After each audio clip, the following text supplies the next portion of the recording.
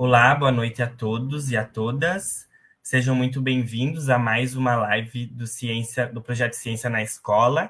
Esse projeto é realizado pela Universidade Federal da Fronteira Sul, campus Cerro Largo, e financiado pelo CNPq.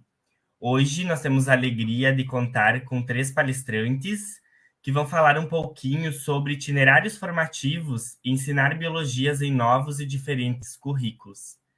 Então, passo de imediato para a apresentação dos nossos palestrantes de hoje. Temos como palestrantes de hoje Alex Ferreira. Ele possui graduação em Ciências Biológicas, licenciatura plena pela Universidade Regional Integrada do Alto Uruguai e das Missões, especialização em Ensino de Ciências e Matemática pela UFFS, Campus Cerro Largo, mestrando do Programa de Pós-Graduação em Ensino de Ciências, PPGEC, da UFFS e da Universidade Federal da Fronteira Sul, Campus Cerro Largo. Também temos como segunda palestrante Larissa Lunardi, doutoranda em Educação em Ciências pela Universidade Federal de Santa Maria e professora de Biologia na Rede Estadual de Ensino do Rio Grande do Sul, mestre em Ensino de Ciências pela Universidade Federal da Fronteira Sul, Campus Cerro Largo, especialista em ensino de Ciências da Natureza pelo Instituto Federal Farroupilha, Campus Santa Rosa, licenciada em Ciências Biológicas pelo Instituto Federal Farroupilha, também Campus Santa Rosa, técnica em edificações, formada também pela mesma instituição. A nossa terceira palestrante, Heloísa Antunes Maciel, possui graduação em licenciatura em Ciências Biológicas pela Universidade Federal da Fronteira Sul, Campus Cerro Largo, mestrado em Ensino de Ciências pelo Programa de Pós-Graduação em Ensino de Ciências do Campus Cerro Largo. Atualmente é doutoranda pelo Programa de Pós-Graduação em Ensino de Ciências e Educação Matemática da Universidade Estadual de Londrina e bolsista CAPES pelo Programa de Excelência Acadêmica, PROEX. É membro do Grupo de Pesquisa, Ensino e Epistemologia da Ciência, GPEC, vinculado ao Programa ao PCEM da Universidade Estadual de Londrina. Foi bolsista do Programa de Educação Tutorial, PET Ciências. Foi bolsista do Programa de Instituição de Bolsas de Iniciação à Docência, PIBID. Tem pesquisado sobre educação ambiental e suas diversas interfaces no currículo e na formação de professores. E também temos como mediadora da nossa palestra de hoje a professora doutora Eliane Gonçalves dos Santos, que é licenciada em Ciências Biológicas pela Universidade Regional Integrada do Alto Uruguai e das Missões, especialização em interdisciplinariedade pela FACIPAL 2003, mestrado em Ensino Científico e Tecnológico pela URI, doutora em Educação nas Ciências pela Unijuí, com período sanduíche na Universidade do Minho, Braga, Portugal. Já atuou como professora na educação básica, e atualmente é professora de prática de ensino e estágio supervisionado em Ciências e Biologia da Universidade Federal da Fronteira Sul, Campus Cerro Largo, e docente do Programa de Pós-Graduação em Ensino de Ciências, PPGEC, atuando na pesquisa, extensão e docência, principalmente nos temas formação inicial e continuada de professores, cinema e o ensino de ciências, biologia, educação e saúde, práticas pedagógicas, história da ciência e concepções de ciência, metodologias de ensino, coordenou o PIBID CAPES, subprojeto Ciências Biológicas, residência pedagógica CAPES, subprojeto multidisciplinar, e atualmente coordena o projeto coordena residência pedagógica, subprojeto Biologia, Física e Química, e é membro do grupo de pesquisa GPCiem. Estimados, sejam muito bem-vindos à nossa live de hoje e passo a palavra para a professora doutora Eliane, que fará a mediação da nossa live de hoje.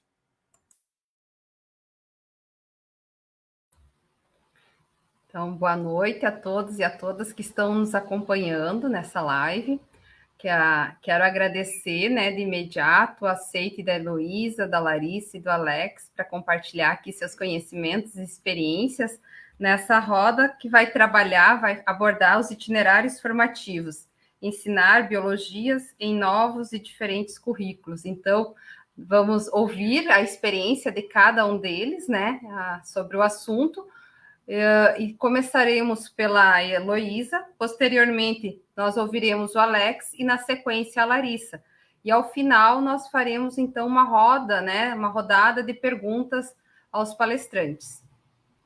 Passo de imediato a palavra para a Heloísa, seja bem-vinda. Boa noite a todos. É uma honra e uma alegria imensa, então, estar participando dessa live com vocês. É a Larissa, minha colega, né, que foi colega do mestrado, o professor Alex, que por acaso ministra as aulas onde eu me formei, do 5º ano do ensino fundamental até o 3º ano do ensino médio. Agradecer a Prof. Eliane pela mediação, pelo Jonathan, que está nos bastidores, e aproveitar para falar que estou com muitas saudades de vocês e que está sendo uma alegria estar participando hoje aqui. Bem, para atualizar vocês que estão assistindo e que ainda não me conhecem, eu sou a Heloísa, eu sou natural do Rio Grande do Sul. A minha graduação eu fiz em Cerro Largo, né, na UFFS. Participei da primeira turma do mestrado em Ensino de Ciências, o PPGEC. Atualmente eu sou doutoranda e também bolsista do Programa de Pós-Graduação em Ensino de Ciências e Educação Matemática, o PCEM, da Universidade Estadual de Londrina, aqui no Paraná. É o único programa nota 7 na nossa área, no ensino de ciências. E dito isso, por que eu estou participando dessa live hoje? Jonathan, pode passar para mim, por favor? Eu vou falar um pouquinho do ensino médio no Paraná. Como que é ensinar biologia no Paraná? Para isso, eu trouxe aqui algumas notícias sobre. Em 2020, a notícia era: o Paraná alcançou a 4ª melhor nota no ensino médio entre as redes estaduais do Brasil, segundo dados do Índice de Desenvolvimento da Educação Básica, o IDEB. E em 2017, o estado ocupava a 7ª posição. O IDEB é realizado a cada 2 anos. E na edição atual, que mostra resultados da avaliação feita em 2019, o Paraná conseguiu um fato histórico. Ele obteve o maior crescimento de nota no ensino médio. O estado subiu de 0,7, saindo de 3 para 4,4 pontos. É a maior evolução desde 2005. Se somadas essas notas de escolas federais e privadas, o Paraná aparece em 3º no ranking. Próximo slide, por favor. Esse estado também ocupa o 1º lugar do Brasil entre as redes estaduais do ensino fundamental, anos iniciais, com nota de 6,8, e ficou na 3ª posição para os anos finais.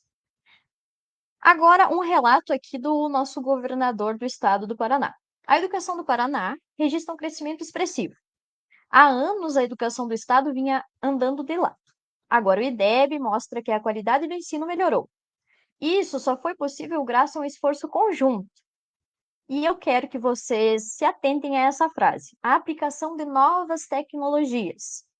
E principalmente pelo grande trabalho dos profissionais da nossa rede, afirma o governador Carlos Massa Ratinho Júnior. Sim, o Carlos Massa é filho do Ratinho, do programa do Ratinho. Então, se atentem a essa frase: aplicação de novas tecnologias, que é o que fará a pauta, né, da minha apresentação. O porquê o Paraná apresenta essas notas, o porquê o Paraná apresenta esses rankings. Próximo slide, por favor. Então, o Paraná foi o estado que mais avançou no IDEB pelo fortalecimento do trabalho dos professores em sala de aula, pela criação de programas de reeducação na evasão escolar, os programas Presente na Escola e Escola Paraná, a criação de programas de redução de reprovação, mais aprendizagem, Prova Paraná e também o programa Se Liga, e melhorias na gestão das escolas. Muito bem, mas por que acontece esse avanço no ensino? E por que eu estou falando sobre isso? Atualmente, eu estou ministrando aulas em uma escola estadual aqui de Londrina. Eu tenho uma turma de 6º ano, que eu ministro aula de ciências, e 3 turmas do 1º ano do ensino médio. Uma do novo ensino médio, uma do 1º ano de técnico em administração e uma do 1º ano do técnico em sistemas, porque a escola tem esse perfil de ensino técnico. A escola que eu ministro as aulas é a 2ª maior do Paraná. A primeira fica em Curitiba. No próximo slide, a gente vai visualizar a escola. Essa, então, é a escola, o Colégio Estadual Vicente Rijo, em que eu ministro as aulas de ciências e biologia. Toda essa área aí é a escola, até aquela parte lá onde parece um posto de gasolina também é a escola. Eu não consegui chegar em todos os espaços dessa escola ainda. Eu me perco facilmente dentro dessa escola. Por quê? Porque eu vim do interior do Rio Grande do Sul, a minha escola era minúscula. Então, vocês pensem quando eu me deparei com essa escola, com esse tamanho, sendo a segunda maior do Paraná. Essa escola, então, é o Colégio Estadual Vicente Rijo, ele tem mais de 70 anos, é uma referência para a educação aqui em Londrina. Vicente Rijo, salvo engano, foi o primeiro professor, né, do Brasil, então é essa homenagem que é feita ao colégio. Mas como foi que eu cheguei a essa escola? Aqui no Paraná, a gente tem o processo simplificado, de seleção simplificado, PSS. O PSS é parecido com um concurso, digamos assim. No Rio Grande do Sul, nós enviamos os nossos documentos, né, para a CRE, e a CRE, então, nos loca em escolas quando abre os contratos. Aqui é de um modo diferente. Aqui a gente presta, então, esse processo. No próximo slide a gente vai visualizar, então, acho que como que é essa prova, se não me engano. Então, aqui eu trouxe um print de como é a prova. Essa prova tem 32 questões específicas e 8 questões ligadas à legislação e de conhecimentos básicos. Então, todos os professores que não são concursados e querem ter um contrato, que estão ainda na graduação, se não me engano, no segundo ano da graduação já podem prestar esse PSS, a gente faz essa prova. Essa prova, então, depois de feita, além da prova, temos um vídeo que nós devemos enviar, uma videoaula, que faz parte desse processo. E após, então, o resultado dessa prova, sai uma lista no edital, e a partir dessa lista nós vamos sendo alocados nas escolas.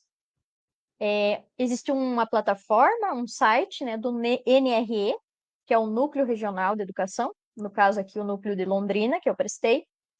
E dentro dessa plataforma são colocados editais diariamente. Tem que ficar atento, eles não mandam e-mail, eles só colocam nessa plataforma.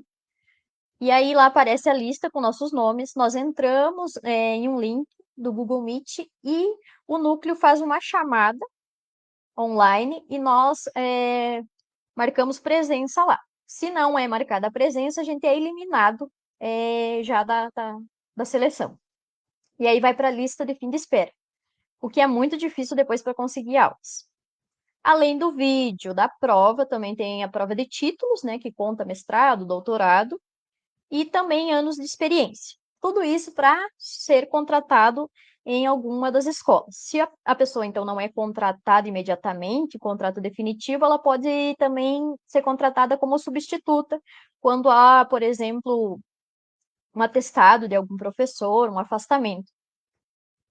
No próximo slide, eu acho que tem mais alguns detalhes, se eu não me engano. Isso. Aí, a partir do nosso contrato, nós temos acesso, né, à plataforma do PSS, e ali vocês podem visualizar, né, que eu tenho contratado ciências e complemento de carga horária em biologia nessa escola. Essa escola, então, é muito existe uma competição, né, para trabalhar nessa escola, porque ela é muito grande e é referência também na cidade. E como que eu consegui as aulas de biologia? Por acaso, na semana que eu fui contratada para dar aula de ciências, a professora de biologia se aposentou. A professora Geni se aposentou em uma semana e na outra semana eu já comecei a dar aula para os primeiros anos. Pode passar para mim, por favor, o slide? Então, como que é a realidade aqui no Paraná, nas salas de aula, como é ensinar biologia? Esse aí é o chamado Educatron. A gente chama aqui de Megazord, carinhosamente. Esse Educatron é uma TV. Essa TV tem um teclado, tem som e podem observar na foto ao lado ali que tem uma câmera. Como que funciona? O Educatron, lembre-se da frase novas tecnologias do governador. O Educatron faz parte de uma parceria de uma empresa com o governo do estado do Paraná. Muitas escolas não têm cortina, não têm classes adequadas, o quadro, São precárias as situações, mas toda escola do Paraná tem um Educatron, não importa a realidade em que se insira. Esse Educatron serve para fazer chamadas, vocês podem visualizar uma câmerazinha que tem ali em cima da TV. A chamada é online, feita pelos professores diariamente. O Educatron também serve para vídeos, para projeção de slides. Eu acho um pouco complicado essa projeção de slide por ser muito pequena essa TV. E as turmas que eu ministro aula geralmente tem 47, 45 alunos. Então existe um pouco de dificuldade. Eu não gosto muito do perfil do Educatron para os slides, né? E para vídeo também não, que eu acho muito pequeno. Mas é o que temos, né? O suporte que nós temos. Como que é realizada essa chamada? No próximo slide, a gente vai visualizar como que é feito isso. Nós temos aqui o RCO. O que é o RCO? É o Registro de Classe Online. Então, hoje, segunda-feira, vocês podem visualizar aí, dei aulas para os primeiros anos, fiz a chamada online. Aí a gente seleciona a turma que a gente vai dar aula, aí vem a chamada lá, você faz a chamada oral ou faz a chamada via foto, que é feita no Educatron, são 4 fotos da sala de aula, dos 4 cantos da sala de aula, em que pegue o rosto dos alunos. Às vezes não funciona a internet da escola, às vezes eu uso o meu próprio celular para isso. Mas aí a gente faz essa chamada online, vocês podem visualizar ali do lado como ela funciona também. Além disso, nesse registro de classe online, nós temos os conteúdos, as avaliações, os planejamentos, como que eu vou fazer então esse planejamento. Por quê? Porque quando eu cheguei na escola e falei com a pedagoga, eu perguntei, eu posso fazer minhas próprias aulas? Como que funciona? Ela falou, então, tá tudo pronto, vem tudo pronto. Aí eu falei, mas vem tudo pronto para quê?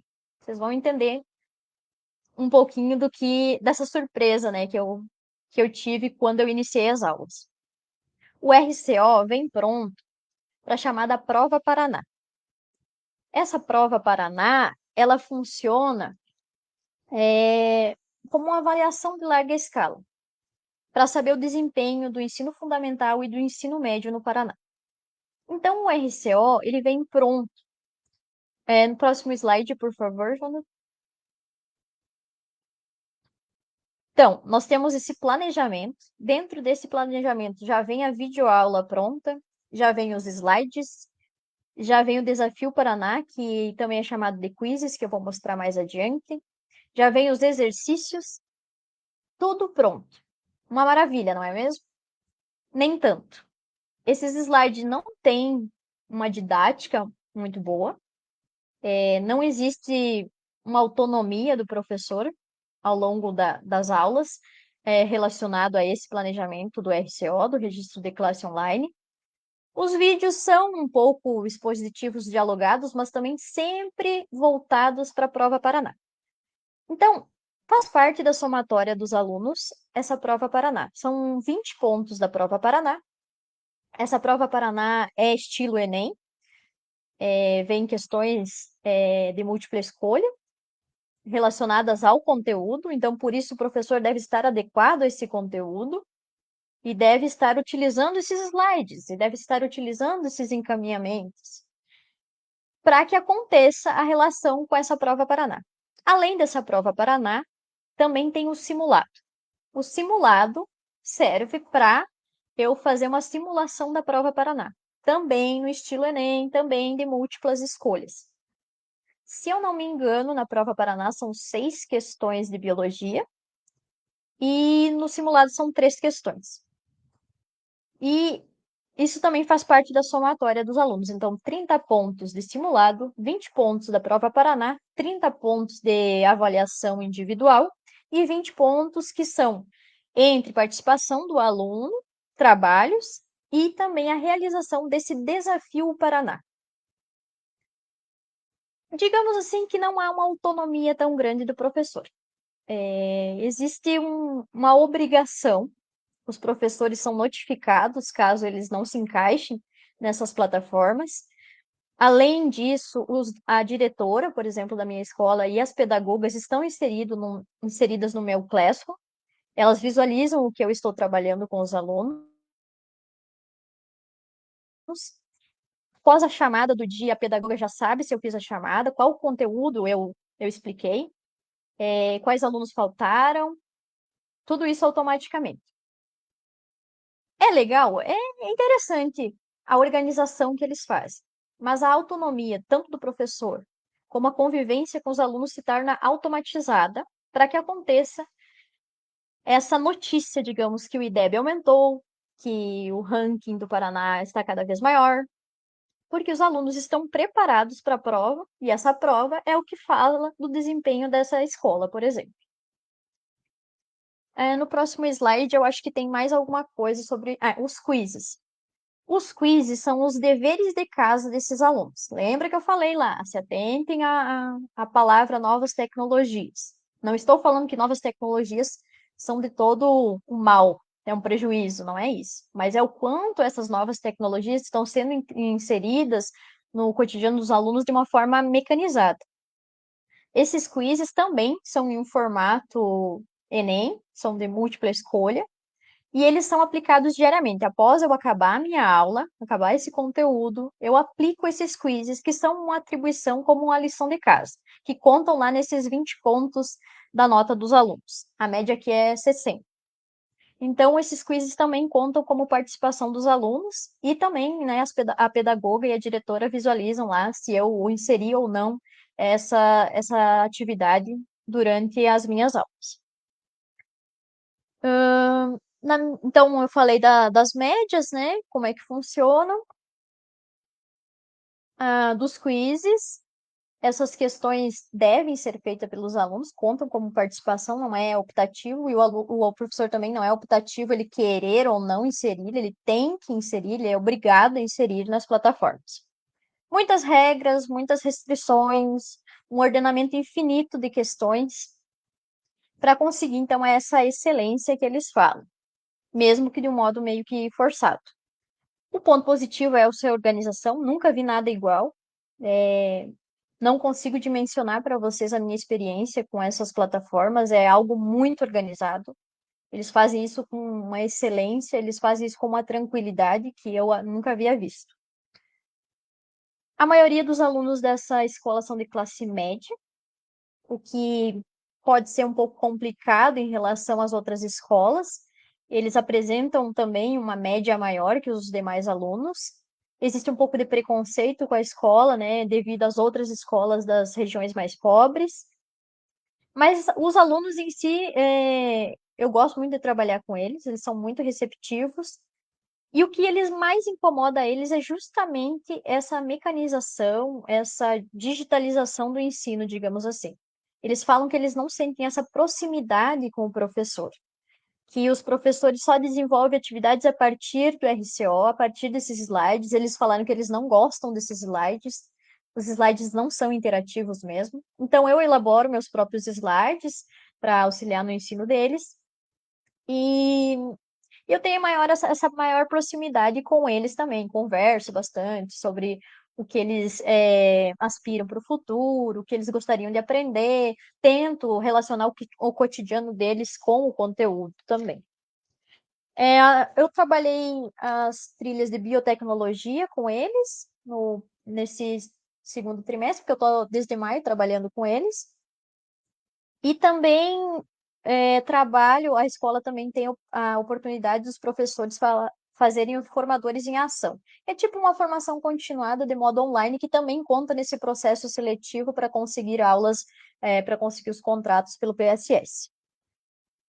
Como bolsista, então, eu posso assumir 20 horas nessas escolas, eu estou com 12 horas. E no primeiro ano, no eixo de Ciências e Biologia, relacionado ao itinerário de projeto de vida, ao objetivo de refletir sobre o desenvolvimento, então, das aspirações deles, sobre aulas relacionadas à biomedicina, à bioética, à biotecnologia.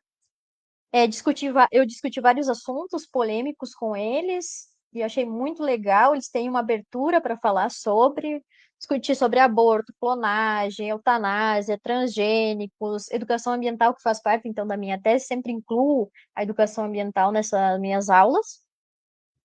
E eu consegui então essa maior aproximação com esses alunos.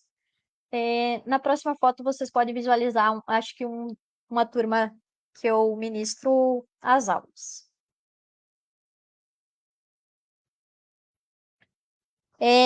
Eu fui convidada, então, pelos alunos, né, desse primeiro ano para levá-los até a UEL, na Feira das Profissões.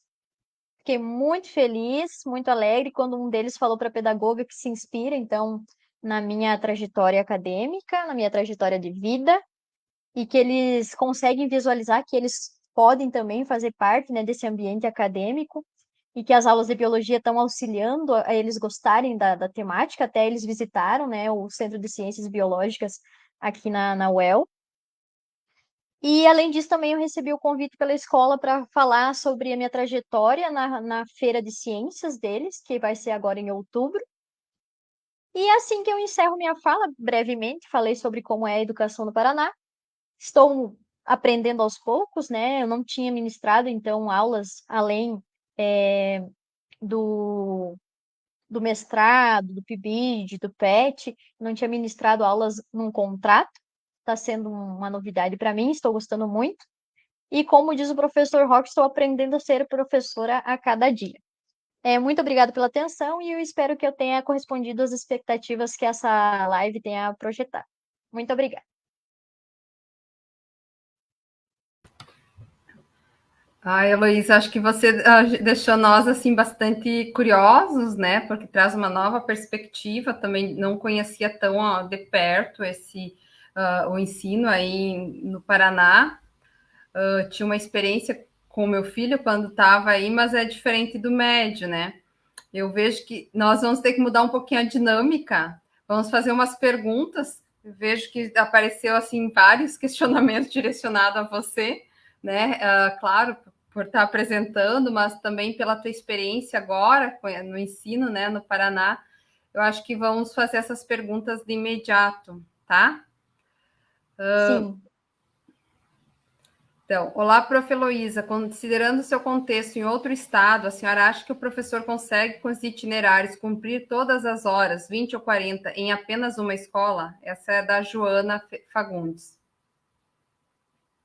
É difícil. Com certeza, né? Muito difícil. Porque as aulas aqui começam 7h30 e vão até 12h50. Na última aula, eles estão. A última aula é dificílima, a maioria deles já trabalha, então é complicado. Tem um professor que dá aulas de biologia em 6 escolas diferentes para fechar essas 40 horas. Porque esses PSS abrem e não é tipo assim 20 horas que abre, é 5 horas em uma escola, 5 em outras. Então a maioria dos professores ministram aulas em 5, 6 escolas diferentes em diferentes zonas da cidade. Então é muito complicado, a partir desses itinerários novos, cumprir essas 20 ou 40 horas em apenas uma escola. Vamos à próxima. Tainara Lenz. Primeiramente, prof. Heloísa, é um prazer ouvir você novamente. Foi nossa professora estagiária nos primeiros semestres da graduação e marcou muito minha trajetória. Obrigada. Minha pergunta é: quais os pontos positivos da educação no Rio Grande do Sul comparada à educação do Paraná? Tainara, que saudades! Saudades de ministrar aula para vocês também. Pontos positivos, a familiaridade. Aqui existe um distanciamento na questão escolar, digamos, da comunidade escolar. No Rio Grande do Sul, eu sentia muito uma familiarização, uma aproximação dos professores, e eu tinha mais autonomia para ser professora. Eu conseguia ministrar minhas aulas de acordo com os meus conhecimentos, não havia essa organização tão rígida para ministrar as aulas. E, em comparação, a organização do Paraná é impecável, mas peca, né, nesse aspecto da tecnologia, da digitalização, desse distanciamento do aluno, da realidade em que ele é inserido, e é o que eles mais falam, é o que mais eles problematizam durante as aulas.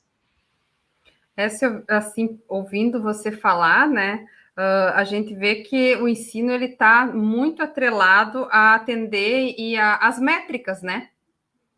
Ou seja, e isso também tem uma questão de recurso que está por trás. Trazendo aqui outra questão do Lucas. Boa noite, Heloísa. Você acredita que a implementação dessas tecnologias obrigatórias pelo Estado possa deixar o trabalho do professor robotizado, monótono, o levando a não buscar uma formação continuada, por exemplo? Ótima fala. Obrigada, Lucas. Então, eu acredito que é do professor isso, não estou demonizando a tecnologia, mas a tecnologia aqui no Paraná está influenciando nessa educação que é robotizada e monótona, porque, novamente, eu falo, esse professor que ministra em 6 escolas diferentes, como que ele vai ter tempo, como que ele vai ter autonomia para elaborar aulas para esses alunos? Não tem como. Então, já está pronto ali. A escola já fala, as pedagogas mesmo falam, está tudo pronto, não precisa fazer suas aulas. Então, existe muito esse distanciamento e eu fico muito triste com essa situação. Claro que como professora, que tem esse acesso às tecnologias, a gente pode utilizar sim ao nosso favor. Só que a maioria dos professores tem 40, 50 anos já, e eles não conseguem aplicar na sala de aula essas tecnologias a favor. A maioria deles nem consegue utilizar, por exemplo, o registro de classe online, porque não é nos dado informações, orientações. Você chega na escola e tem que se organizar a partir do que eles têm lá. Então, é sim um ensino robotizado se eu não conseguir conciliar esse ensino com a minha autonomia como professor. Temos, parece que mais uma pergunta, e daí depois já vamos passar para a fala do professor Alex. Essa é da Vitória Martini. Boa noite. Na sua opinião, como fica o processo de ensino-aprendizagem através desta estratégia utilizada na escola? Oi, Vitória. Então, mais uma vez, a gente bate na tecla, né, que a aprendizagem só acontece quando o professor também se esforça. Eu acredito que se eu utilizasse somente essas plataformas e não fizesse uma discussão com os meus alunos, eles não conseguiriam chegar a um patamar mais avançado de aprendizagem. Mas eu continuo, né, tentando conciliar a realidade deles, o que eles sabem sobre o assunto. Eles mesmos falaram que a professora anterior só aplicava as provas, só seguia esses slides, não explicava muito sobre. Hoje mesmo eles falaram: Nossa, prof, é a primeira vez que eu consigo entender o conteúdo sem olhar para um slide. Eu estou copiando do quadro. Hoje eu fiz com eles no quadro, desenhei com eles. Eles disseram assim, a gente sente saudade dessas aulas também, porque é legal slides, é legal, mas eles falaram que foram 2 anos sendo assim. Então, é legal quando o professor inova, é legal quando eu levo eles, por exemplo, no laboratório, é legal, por exemplo, quando eles olham pela janela e eles podem visualizar um ecossistema, um bioma, alguma coisa assim. Então, eles sentem falta disso. Essa aprendizagem fica meio que mecanizada se eu não utilizar de forma adequada, durante as minhas aulas.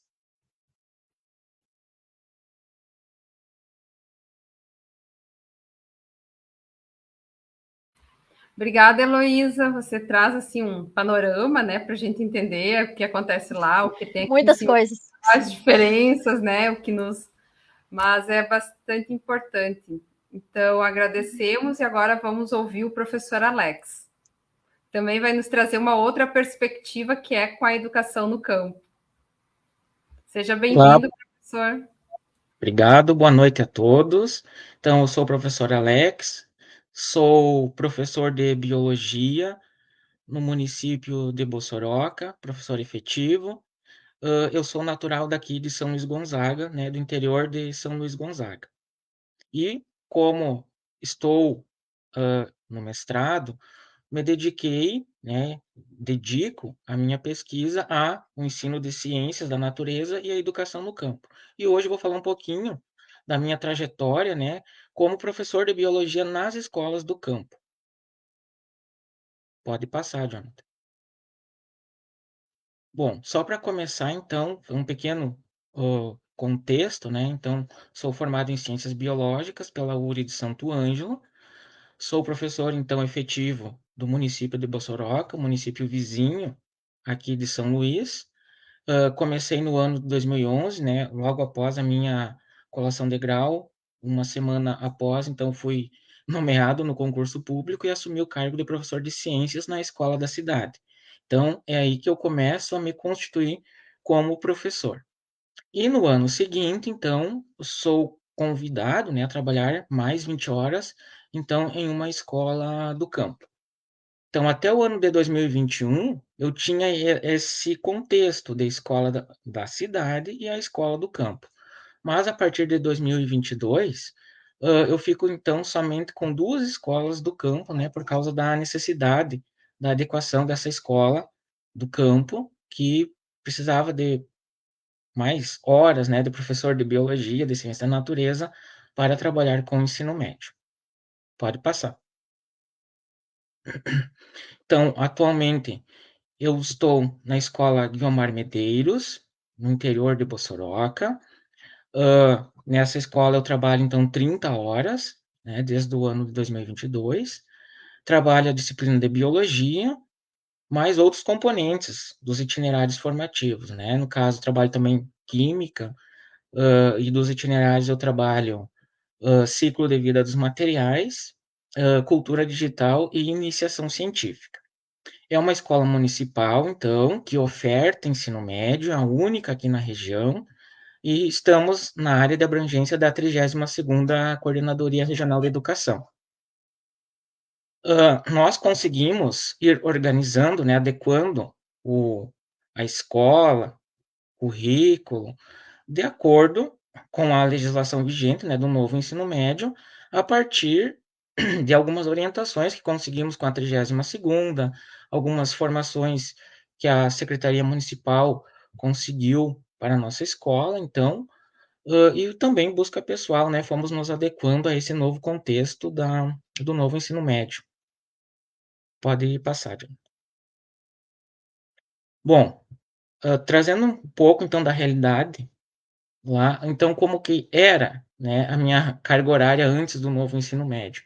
Eu tinha sempre 3 horas aula de biologia nas 3 séries, e com o novo ensino médio, né, então nós decidimos, assim, não criar nenhuma grade curricular nova, nenhum itinerário novo, né, por sermos a única escola do campo de ensino médio pertencente à rede municipal, que tem financiamento, fundo próprio, no caso, né, para manter este ensino médio, então nós estamos seguindo as normas da rede estadual de ensino.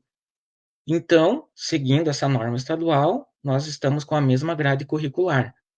Então, de 3 aulas de biologia que eu tinha no primeiro ano, fiquei com 2, e com uma aula no segundo e uma no terceiro, tá? Correspondendo a apenas 33%, né, do que era.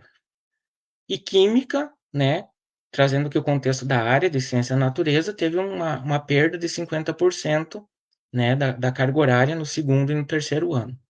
Já física teve 50% de perda no segundo ano e ficou, né, vai ficar a partir do ano que vem com apenas 33%, né, perde 2 horas aulas, que eram 3. E assim nós vamos nos adaptando à nova legislação. Pode passar, Jonathan.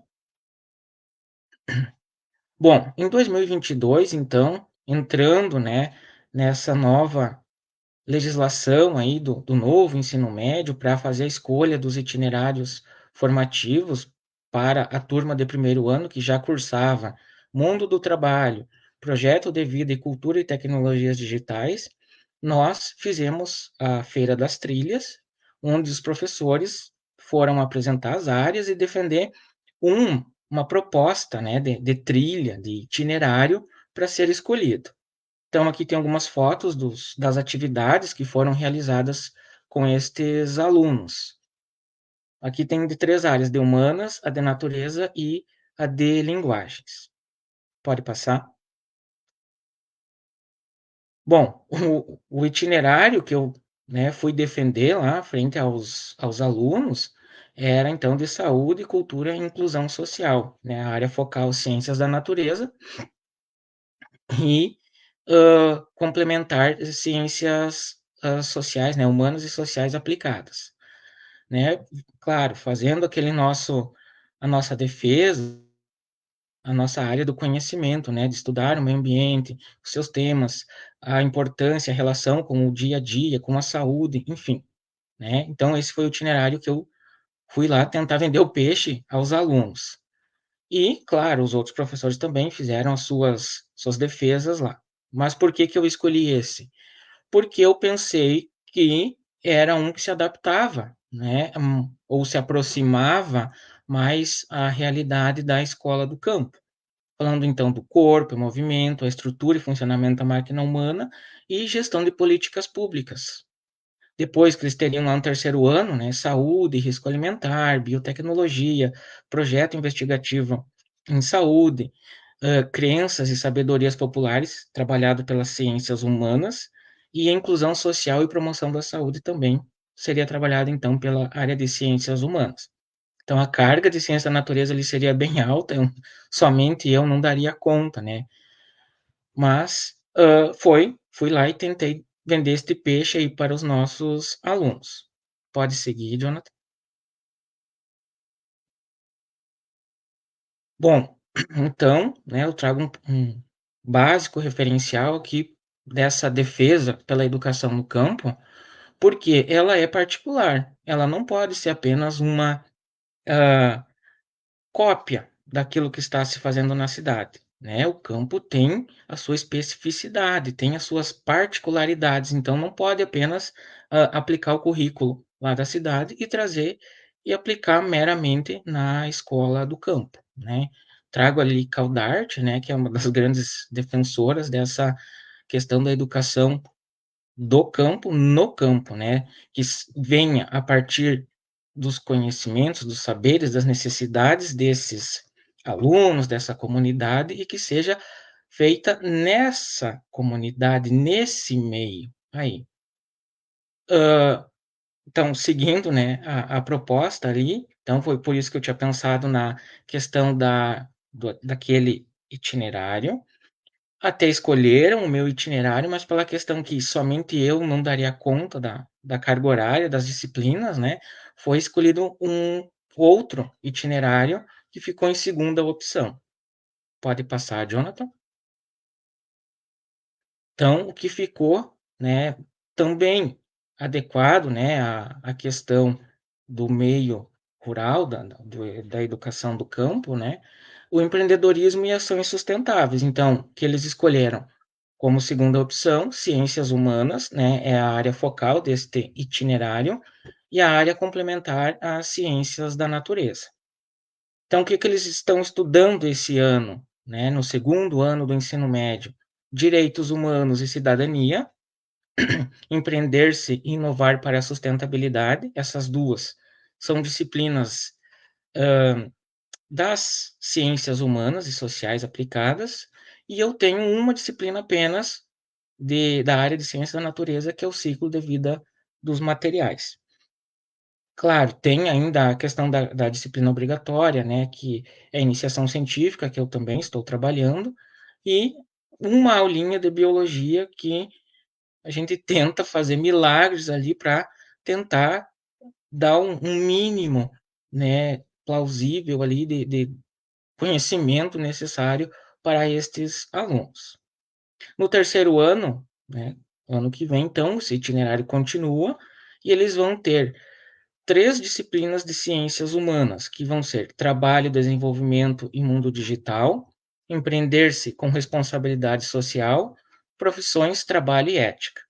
E para a área de ciências da natureza, cooperativismo e meio ambiente e também legislação ambiental. Tá? Então, são os próximos conteúdos, componentes que esses alunos irão ver no ano seguinte. Pode passar. Bom, aqui só basicamente, né, os componentes que esses alunos estão tendo, né, direitos humanos e cidadania, que é da trilha, né, então a área focal ciências humanas, complementar ciências da natureza. Pode passar. A outra disciplina, então, com a sua ementa ali, empreender-se e inovar para a sustentabilidade, também de ciências humanas. Pode passar, Jonathan. E essa, então, que é da área de ciências da natureza, que é o ciclo de vida dos materiais. Não tive formação específica para trabalhar esta disciplina. Trabalho muito a questão mais relacionada à biologia, meio ambiente, enfim, mais conteúdos que eu tenho um domínio melhor, mas buscando acrescentar tudo isso que a ementa pede, né? Mas assim, não tivemos nenhuma formação específica para isso.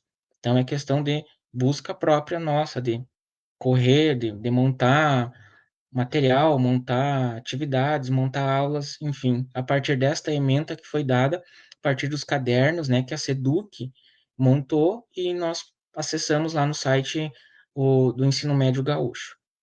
Pode passar. Aqui só um panorama dos conteúdos que eu consegui trabalhar nessa disciplina até o momento, né, de ciclo de vida dos materiais. Falar então sobre sobrecarga da terra para necessidade e ações sustentáveis, o que é o ciclo de vida de um produto, questão do meio ambiente, dia do mundial do meio ambiente, até trabalhei a questão de um poema que uma professora de filosofia da escola que eu fiz o ensino médio, posso dizer assim, que me ofereceu essa poesia, trabalhei com eles, então, fizemos algumas representações, estamos trabalhando, então, a questão de ciclo de vida de materiais orgânicos, a questão dos fósseis ali, e também questão de metais, plásticos, enfim, vendo toda essa questão de materiais na natureza. Pode passar. Então, aqui serão as disciplinas, né? Rapidamente mostrando que eles vão ter ano que vem. E aí nós ficamos com medo, né? Surgem algumas perguntas, questionamentos. Quais são as novas orientações que vão vir? Como vai funcionar o ensino médio ano que vem? Essa consulta pública que teve aí vai afetar já o ensino médio para o ano que vem? Vamos continuar com o itinerário? Vai mudar? Enfim, não temos nada certo ainda. E, né, até o momento, o que eu posso dizer? Não temos nenhum itinerário que seja voltado especificamente para a escola do campo, né? Claro, não pensando em escolas técnicas, claro, e nenhum também para a formação de professores, nenhum que estimule, né, a formação de professores. Eles dão todas as nuances, né, das outras áreas e possibilidades, mas nenhum volta a olhar para a docência. Claro que sabemos que tem as escolas de nível médio que formam, né, enfim, mas nenhuma poderia, já que trabalha tantas profissões, por que não também um pouco da docência, né? Claro, não vão sair formados professores, mas que se tivesse algo relacionado, né? Então, nós vamos nesses itinerários aí, adaptando os conteúdos, tentando trazer a relação ciência-tecnologia com a vida deles lá no campo, e não é uma coisa fácil, porque eu atualmente, por mais que tenha nascido, né, no interior, mas faz muito tempo já que estou na cidade, enfim, não tenho mais a mesma relação com a questão da vida no campo, né? E um trabalho assim muito bom que tem um professor que faz da área de humanas, ele trabalhando muito a questão do empreendedorismo rural dentro da disciplina dele. Claro, ele também faz a parte dele, se esforça, mas ele não, só que ele não tem nenhuma relação com o meio rural, mas ele está tentando, buscando, colecionando materiais, enfim, e ele está assim fazendo um trabalho bem interessante com os alunos, né? Só para questão de relacionar aí ao itinerário que nós estamos trabalhando no campo. Pode passar? E então eu trago a questão do ensino de biologia. Por que que ela é importante na questão da escola que está lá no campo, né? Ou se ela é do campo mesmo, né? Ou somente está lá. Temos que trabalhar essa biologia para que esses alunos desenvolvam, né, atitudes sustentáveis, relacionar esses conteúdos à saúde, Podemos, como possibilidade, usar o pátio, os arredores, a vizinhança, né, como um laboratório de ensino, e isso é muito rico e muito prazeroso, né? A vizinhança tem uma abertura à questão de passar ali na frente dos pátios, enfim, para e olha e explica alguma coisa, enfim, é bem interessante isso, esse uso, né, do espaço como um laboratório. E ainda, né, trazer essa questão de estudar a biologia, né, com essa conexão com a terra, com a vida, né, e valorizar essas práticas que eles têm e melhorar, né, a vida deles, ali ajudar, pelo menos dar nuances para que eles possam aplicar nas suas propriedades, na sua vida ali, os conteúdos relacionados à própria biologia. Pode passar.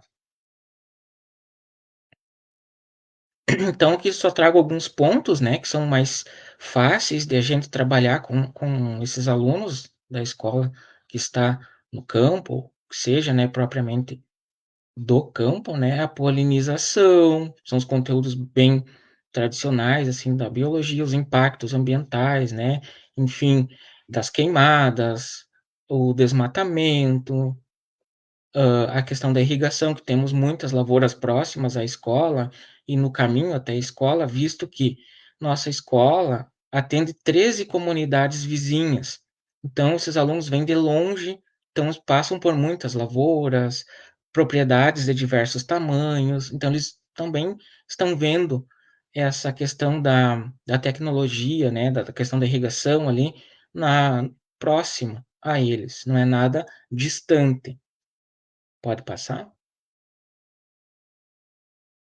E trago aqui algumas coisas que podemos trabalhar aproveitando essa questão da relação, né, dos alunos ali com o espaço.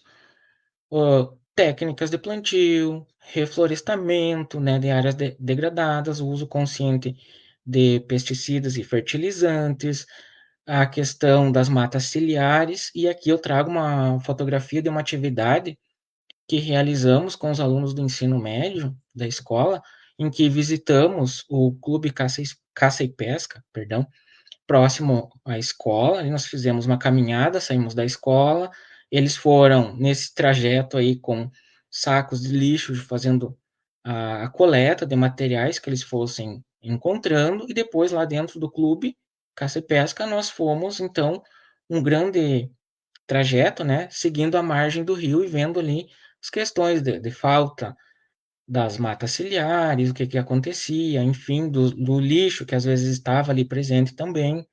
Tá? Então, é um espaço muito rico para se trabalhar a questão ambiental. Pode passar.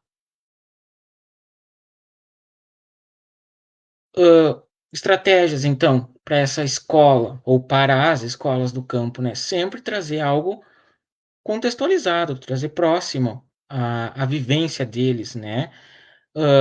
Trazer as tecnologias também, porque mesmo estando no campo, por mais que o acesso à internet seja difícil, não podemos negar a eles a existência dessa ferramenta ou de outras ferramentas também que auxiliem no aprendizado e na questão da vida deles, né? E também experiências práticas, como eu mostro num próximo slide ali que a gente realiza, né, com essas turmas ali algumas atividades, né, quando possível, assim, dentro das nossas possibilidades. Pode passar? Então, aqui só algumas das práticas realizadas, tá? No laboratório de ciências da escola. Pode passar? Aqui, quando nós ainda não tínhamos o laboratório, que ele estava desativado, então adaptando materiais, né, para a sala de aula, trazendo a atividade para dentro da sala de aula, não somente no laboratório, né, porque até então ele estava desativado. Aqui uma aula prática de microbiologia, então eles saíram fazer a coleta lá, enfim, com o cotonete, né, para ver onde é que poderiam existir os fungos, enfim, fizeram o meio de cultura ali. Pode passar?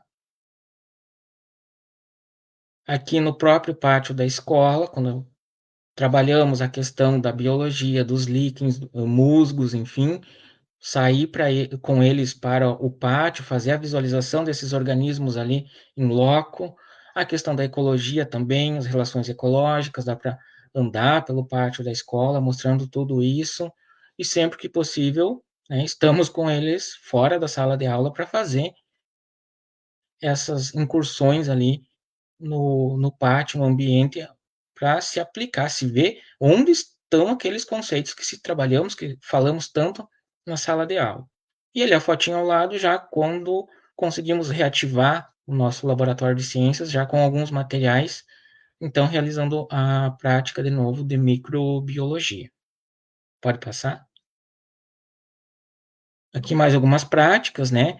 Até a foto ali do meio era uma aula de microscopia, que eles estavam aprendendo a manipular o microscópio, e saíram lá fora rapidinho, pegaram uma formiga e colocaram no microscópio e me chamaram para ver, né?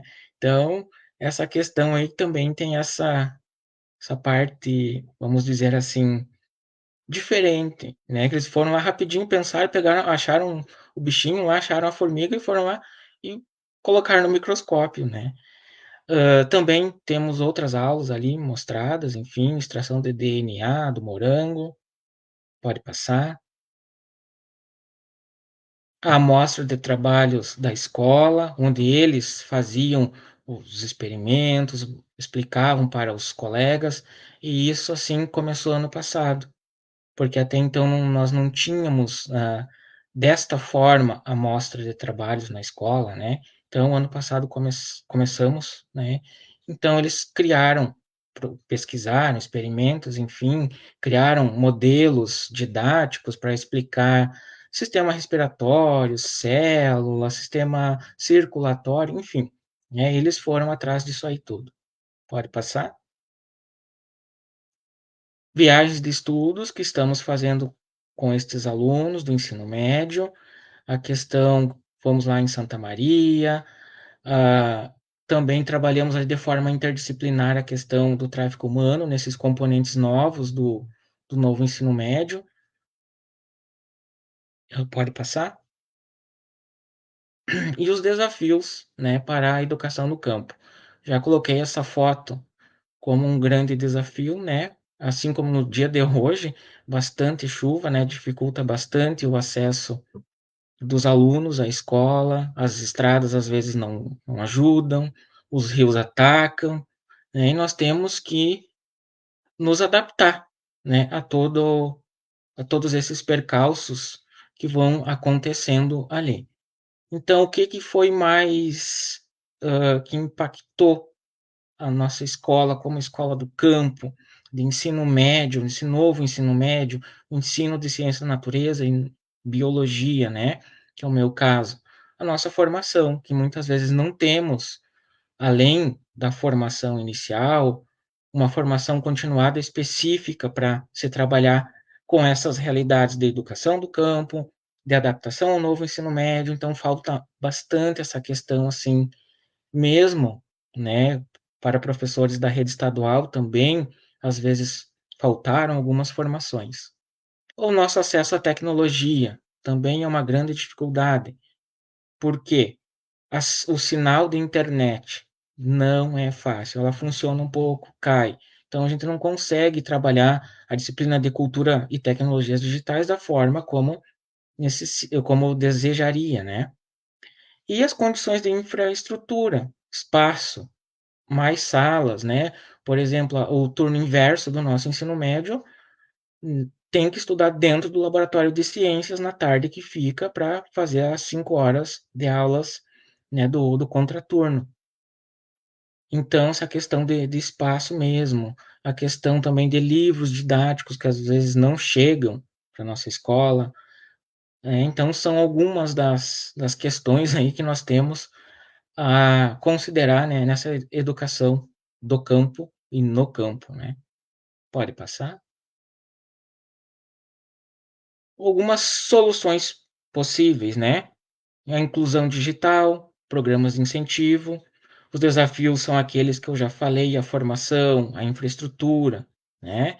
E talvez trazer mais exemplos de sucesso, né? Para que esses alunos também se incentivem, porque não é por ser uma escola do campo que é tudo às mil maravilhas, né? Também temos aquela questão de o aluno quer vir para a escola mesmo, ou ele prefere estar trabalhando? O ensino é atrativo, corresponde, né, ao desejo, à perspectiva futura desse aluno, né? Então, trazer mais exemplos de sucesso. Pode passar.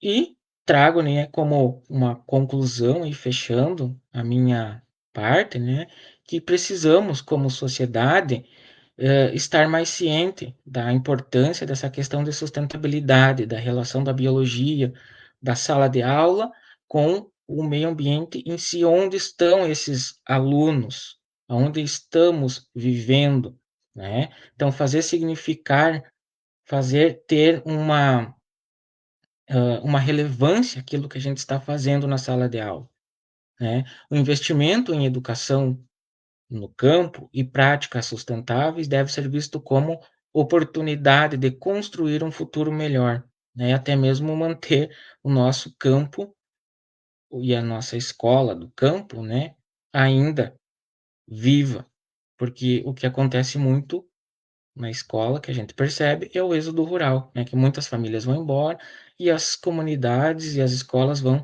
se esvaziando. Pode passar?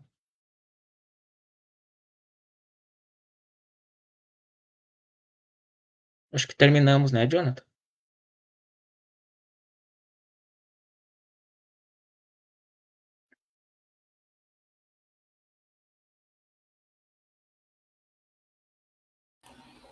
Obrigada, Alex, por compartilhar, né, essa experiência como professor da Escola do Campo, trazer agora também essas questões referentes, né, aos itinerários, como que está sendo essa implementação. Acho que também cabe depois que a Larissa apresentar, nós falarmos, né, dos impactos na proposta pedagógica curricular, né, desses itinerários na Escola do Campo.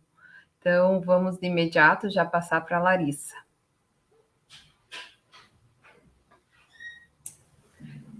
Agora boa noite a todos. Ui, perdão. Boa noite, capaz. Boa noite, Larissa. Seja bem-vinda, né? Boa noite, obrigada, prof. Estão me escutando bem? Sim. Sim. Bom, então, o Jonathan vai colocar ali a minha apresentação. Né, a minha proposta é um pouco diferente das dos colegas, mas depois que eu vi a apresentação da Heloísa, eu até acho a nossa realidade boa, né, perto do Paraná, porque realmente é uma questão, assim, difícil, né, tu ter um currículo que já vem pronto, tu só tem que aplicar isso em sala de aula. Né? Então, a minha ideia aqui é falar sobre o meu trabalho no itinerário formativo, né? E também as minhas aulas de biologia, enfim, de uma forma geral, no estado do Rio Grande do Sul. Tá? Eu sou professora há 39 horas no estado, eu trabalho com 2 escolas. Numa das escolas eu trabalho só com iniciação científica, então a escola que eu vou falar hoje é a que eu tenho 32 horas, né? Que eu mais tenho horas e é o que eu mais tenho turmas, mais tenho componentes curriculares ligados ao itinerário formativo, então é o que eu vou apresentar para vocês. Eu sou doutoranda da UFSM, né, da Educação e Ciências, e fiz o meu mestrado, então, no PPGEC da UFS, né, fui colega, inclusive, da Elo, somos da primeira turma do programa. Pode passar, por favor. Bom, então, antes da gente pensar em qualquer tipo de currículo, qualquer tipo de legislação, a gente sempre tem que pensar por que a gente ensina o que a gente ensina, né? Eu fiz uma pesquisa, inclusive o trabalho está publicado lá na RIS, com licenciandos em ciências biológicas, do porquê que a gente precisa ensinar ciências e biologia, né? Então, eles me responderam que eu organizei em 3 categorias, né? Que era em função do cotidiano, então, porque a biologia está no nosso cotidiano, as ciências estão no nosso cotidiano. Preservação do meio ambiente, que é algo bem emergente agora, né, com essas mudanças climáticas, a gente vem cada vez falando mais sobre isso, e o desenvolvimento da criticidade, né? Então, aqui eu trouxe 2 prints, né? Um foi de um post no Instagram, que a pessoa escreveu assim: cheio de sabonete normal na prateleira, mas o sabonete bactericida acabou porque as pessoas do meu bairro faltaram na aula de biologia. Então, em plena pandemia, né, as pessoas, ao invés de usarem qualquer sabonete, porque a estrutura do vírus não aguenta nenhum tipo de sabonete, né? Então, ela consegue se destruir não necessariamente com um sabonete específico, que no caso é bactericida, né? Então, vai matar bactérias e não vírus, como é o caso do coronavírus, né? Então, ali me chamou muita atenção, porque realmente, provavelmente o mercado já vendo isso aumentou o preço, ganhou mais em cima disso, sendo que qualquer outro tipo de sabão, de sabonete, faria o mesmo resultado. E também tem um print de um grupo da família, né? Que quem não tem print assim né, não tem conversa assim no grupo da família, não está em nenhum grupo da família, né? E relacionado ali a alimentos alcalinos que eliminavam o coronavírus, né? Então inventaram até uns pH que nem existe, né? Então é por isso que a gente precisa ensinar o que a gente ensina, né? Para a pessoa, para o aluno ver isso e pensar, bah, será que isso é verdade? Né? pH 22,7 do agrião. Vocês imaginem a gente comer agrião com pH 22,7.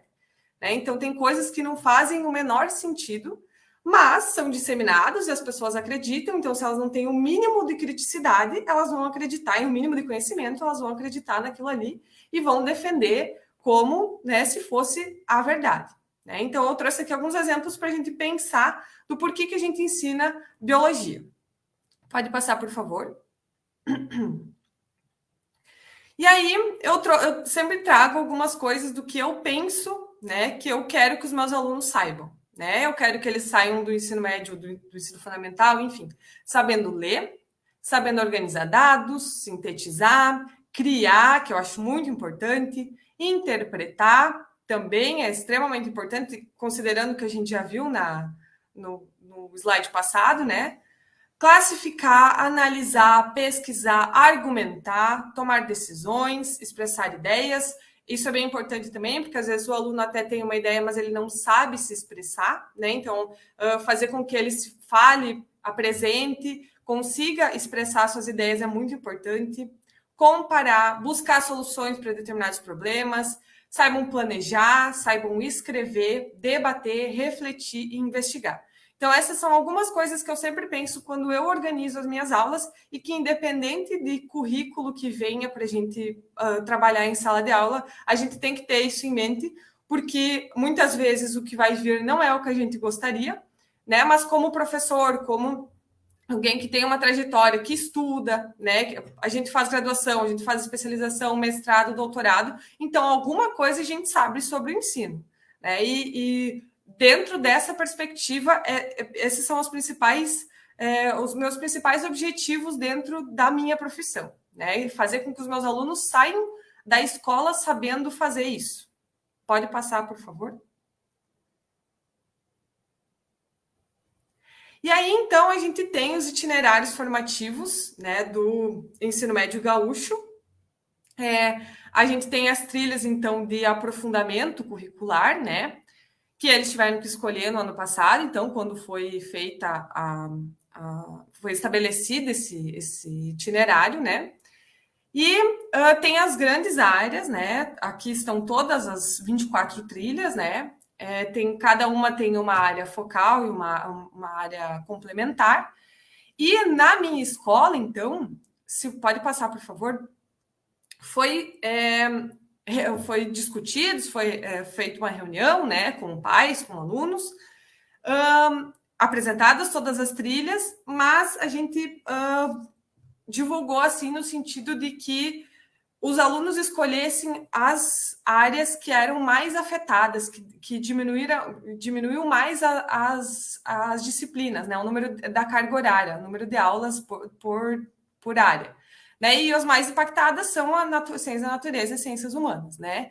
Então, assim, ficou definido, né, que o itinerário formativo ali da nossa escola teria como área focal as ciências da natureza e como área complementar às ciências humanas, né? Então, ali eles escolheram o itinerário da saúde, cultura e inclusão social.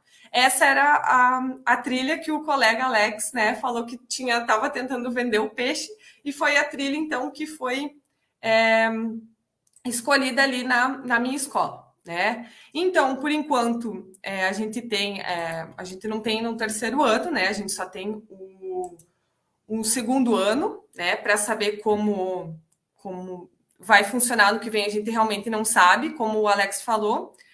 Tem uma pesquisa sendo realizada agora, né? Até dia 8 de setembro, se eu não me engano, a data, que os alunos e os professores que estão desenvolvendo, né, essas trilhas têm que responder para dizer se está adequado à carga horária, da formação geral básica, que é a formação, né, dos conteúdos que comumente a gente tem, e a carga horária dos itinerários. Então, tudo isso, não sei o que eles vão fazer, né, se isso já vai impactar para ano que vem, como o colega falou, é uma dúvida que a gente tem, porque, na verdade, a gente ficou sabendo desse questionário há pouco tempo, e logo assim eles já pediram, né? Foi pouco tempo também que eles deram para a gente responder, né? Então a gente ainda não sabe o que vai acontecer com essas respostas que a gente teve, né? Que a gente que eles vão ter de todo o estado. Então a nossa trilha, né? Tem 2 componentes curriculares que sou eu que trabalho, né? Que é Corpo, Movimento, Estrutura e Funcionamento da Máquina Humana, que é das Ciências da Natureza, e a Gestão e Políticas Públicas, que é do meu colega, que é das Humanas, né? E aí, ano que vem, a gente vai ver como vai funcionar isso aí.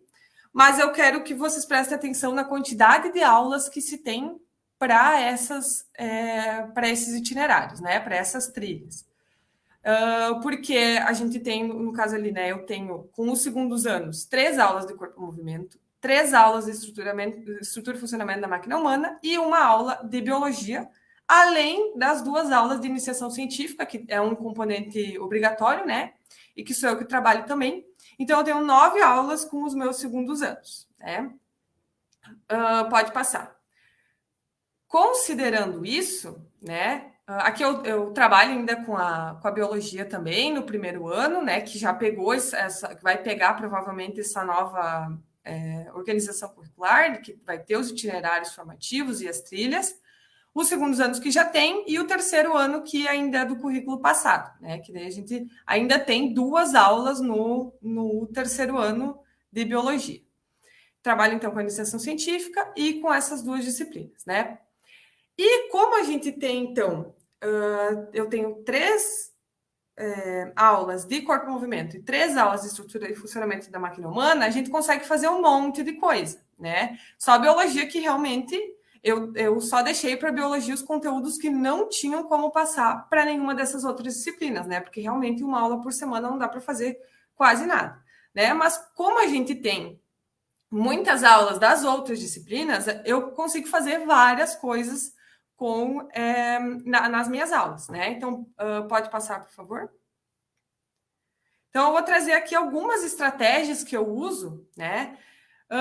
Nas minhas aulas, por eu conseguir trabalhar em função de ter essa grande carga horária, né? Então, as primeiras estratégias aqui que eu trouxe são as mais comuns no ensino de ciências da natureza, né? Tanto no ensino fundamental como no ensino médio, que são a aula prática, a atividade experimental e a saída de campo.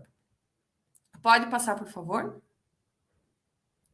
Então, quanto à aula prática, né, eu estudei as metodologias de ensino na minha dissertação, durante o meu mestrado, e a gente percebeu que alguns autores tratam diferente a questão do que é a experimentação, do que é a aula prática, né?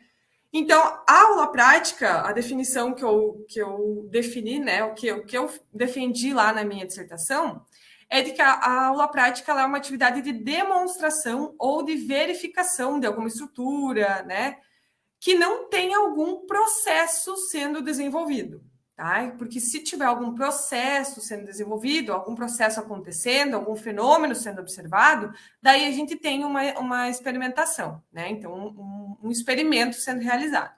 A aula prática é a aula típica da biologia, né? Então, a gente vai lá, visualiza a célula no microscópio, tecido no microscópio, estruturas de uma flor, né? Se a gente vai verificar cada uma das estruturas, observação de micro-organismos, então, se a gente vai ver algum protozoário, alguma bactéria, também observação de plantas e de fungos, tanto de estruturas no microscópio quanto macroscopicamente, né? Então, a aula prática é prioritariamente da biologia, né? A física e a química, ela dificilmente trabalha com aula prática. Normalmente, ela trabalha com algum experimento que está acontecendo, que é preciso tem um fenômeno ali acontecendo e que é observado, visualizado, enfim.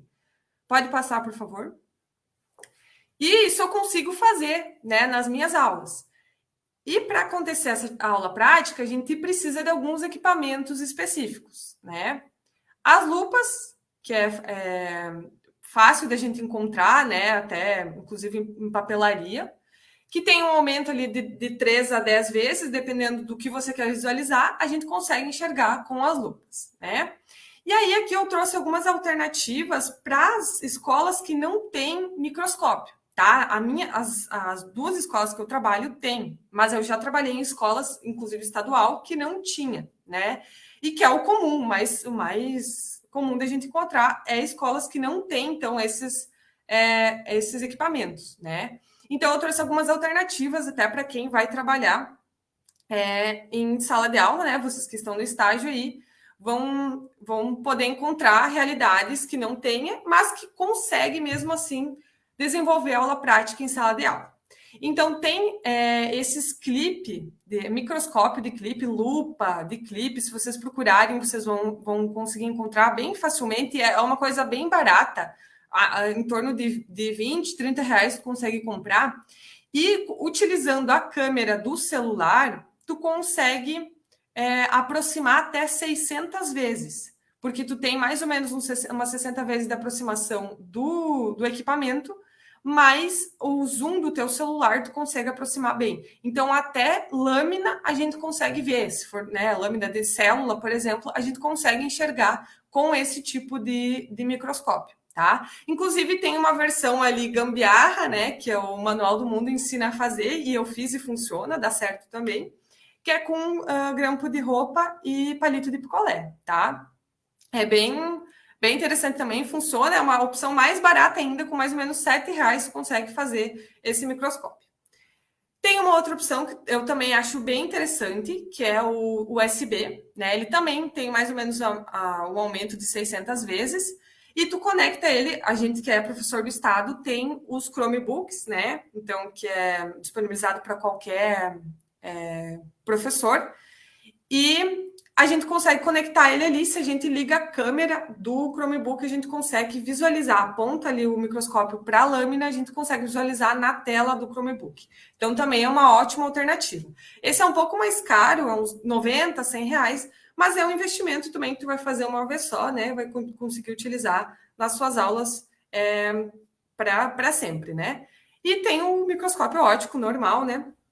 Que vai até ter um aumento maior de até 1000 vezes, né?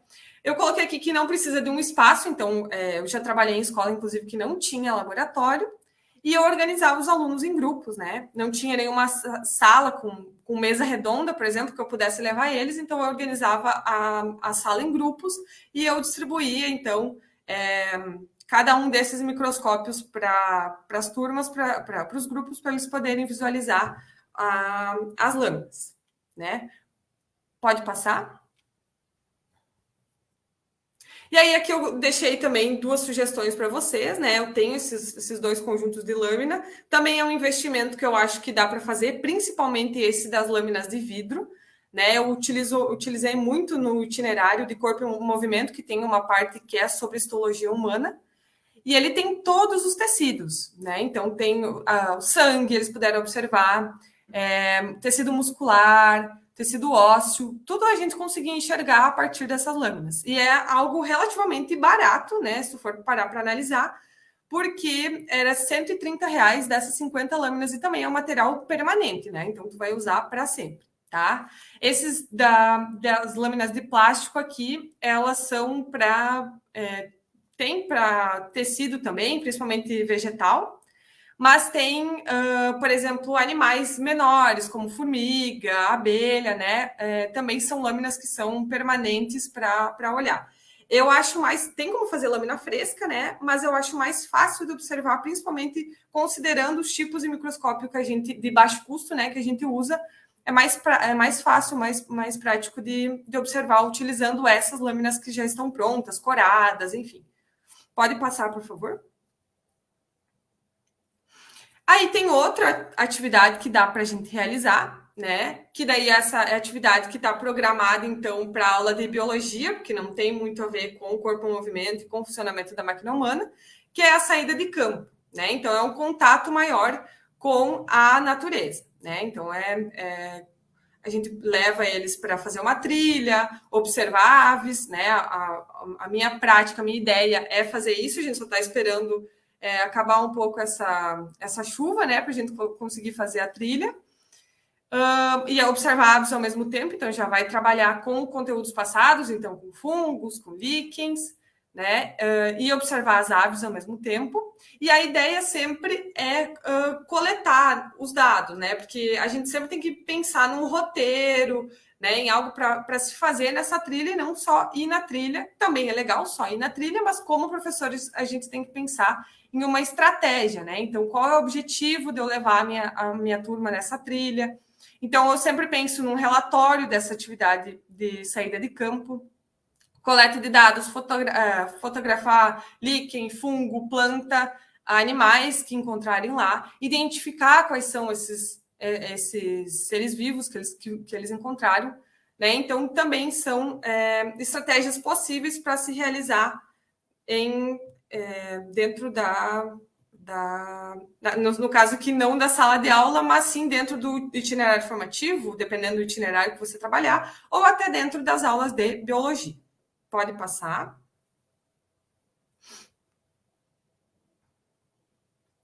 E aí, então, a gente tem a atividade experimental, que essa sim, ela foca no desenvolvimento de algum processo, né? Então, para verificar algum fenômeno, tá? A gente sempre tem que lembrar que o experimento que a gente está realizando é um experimento escolar e não um experimento científico, né? Então, ele foi recontextualizado, tá? O experimento ele é realizado para o ambiente escolar. E a gente sempre tem que pensar também em formas de problematizar esse experimento, né? Então, questões para eles resolverem, a gente pode dar o passo a passo para eles fazerem, dependendo muito do objetivo dessa prática, né? Porque pode ser uma prática que ela é mais demonstrativa, então, dependendo da quantidade de material, de recurso que se tem e do tempo que se tem, o professor pode fazer e os alunos podem observar, né? Dependendo da...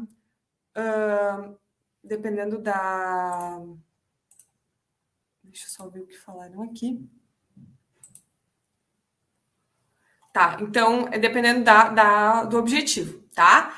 E a de verificação, então, cada aluno pode realizar o seu experimento e investigar em casa, por exemplo, a germinação de sementes em determinadas condições, né? Em ausência de luz, em ausência de água, né? Enfim. Então, eu deixei alguns exemplos aí, pode passar. Aqui eu deixei alguns exemplos também de material de baixo custo para se utilizar, né? Tem várias coisas na internet hoje que pode facilitar a vida. Pode passar. Aqui também, isso, e aqui tem algumas atividades práticas que eu também realizo, né? Eu vou deixar todos os links ali para vocês observarem, se vocês quiserem realizar também, né? Durante as aulas de vocês, pode passar. Essas aulas que fazem com que o professor tenha uma maior interação com os alunos, né? Então, aqui eu deixei 2 exemplos, né? De genética também, para facilitar, então, o entendimento desses conteúdos. Pode passar. E os modelos didáticos, né? Que também é uma forma de trabalhar conteúdos que são mais abstratos, né? Como, por exemplo, DNA, as células, as organelas, que a gente não consegue ver, e que dá para fazer também de material comestível, de material reciclável, enfim, que é de fácil acesso para todo mundo. Pode passar.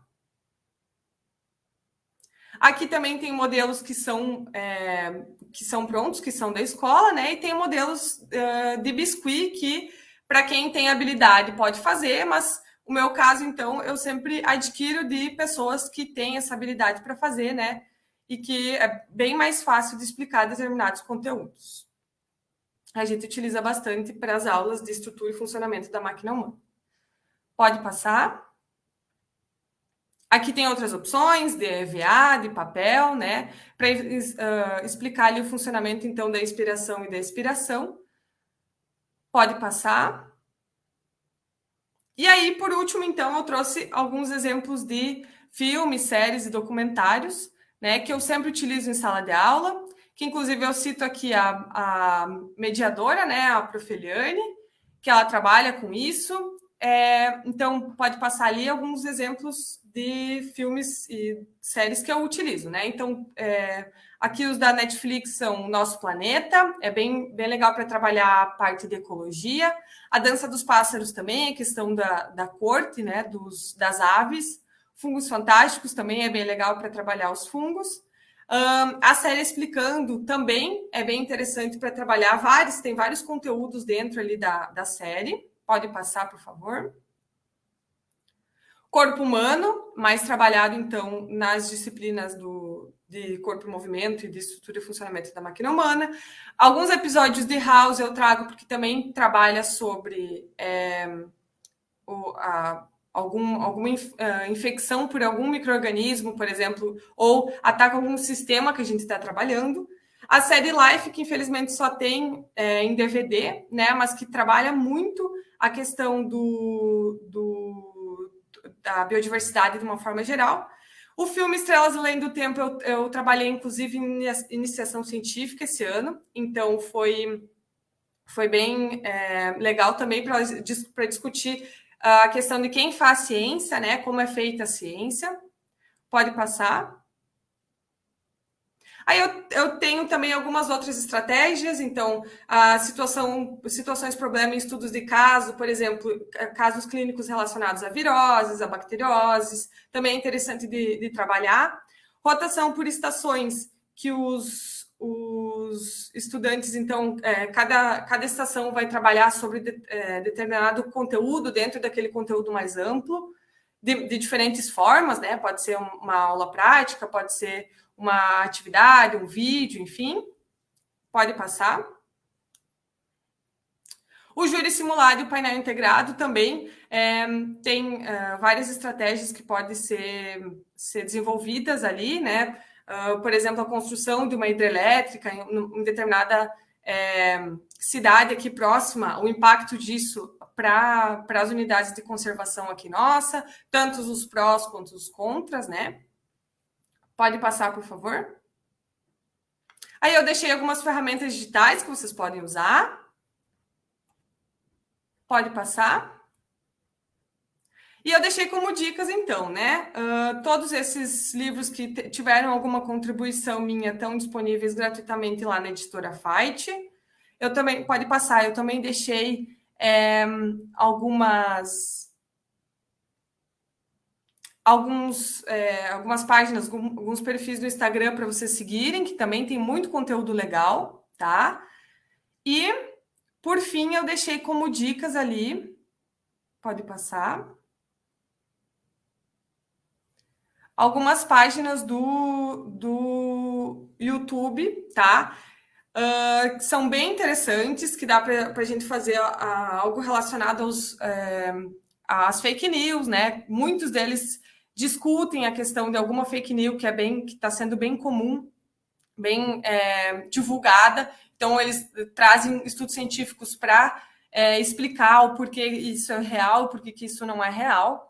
Tem vários conteúdos sendo abordados em cada uma desses perfis aí, desses canais, e que pode ajudar, então, a gente a pensar e desenvolver as nossas aulas, tá? Então, muito obrigada, era isso.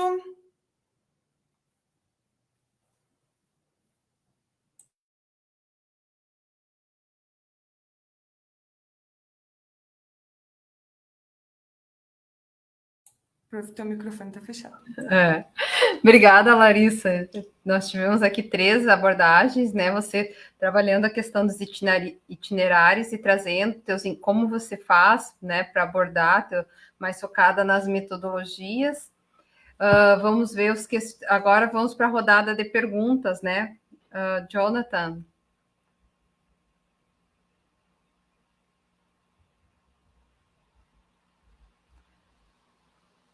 Vamos ver o que tem aqui para o pessoal. Olá, professor. Isso aqui é para o Alex. Você acredita que é mais fácil atrelar o conteúdo com a prática, sendo uma educação no campo? Olá, Vitória. Obrigado pela pergunta. Se eu acredito que é mais fácil, às vezes. Tudo depende do conteúdo, depende do contexto, da turma, mas tem muita coisa assim que a gente pode aproveitar e conseguir sim fazer essa relação, né? Atrelar então esses conteúdos com a nossa prática, com a educação no campo, propicia muitas coisas, né? Diferenciadas na nossa prática pedagógica.